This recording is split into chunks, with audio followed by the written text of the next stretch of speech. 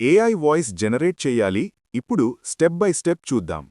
ముందుగా Google open చేసి Google text to speech అని టైప్ చేయాలి.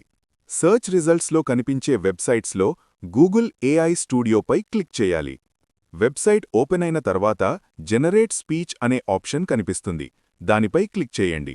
ఇప్పుడు రైట్ సైడ్ టాప్ కార్నర్లో ఉన్న 3 గీతలు అంటే 3 లైన్స్పై క్లిక్ చేయాలి.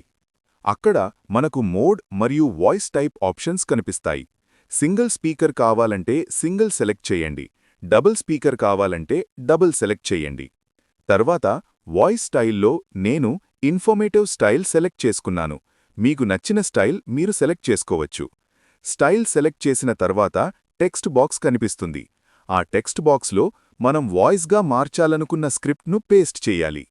పేస్ట్ చేసిన తర్వాత కింద ఉన్న రన్ బటన్పై క్లిక్ చేయాలి. కొన్ని సెకండ్లలో ఏఐ వాయిస్ జనరేట్ అవుతుంది. వాయిస్ జనరేట్ అయిన తర్వాత ఫైల్ని ఓపెన్ చేసి ఒకసారి విని కన్ఫర్మ్ చేసుకోవాలి.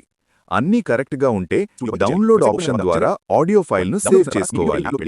డౌన్లోడ్ చేసిన తర్వాత మీ వీడియో ఎడిటింగ్ యాప్లోకి వెళ్ళి వీడియోస్ లేదా ఇమేజెస్కు ఈ ఆడియోని అటాచ్ చేయాలి. సింక్ చేసి ఫైనల్గా ఎక్స్పోర్ట్ చేయండి. అంతే.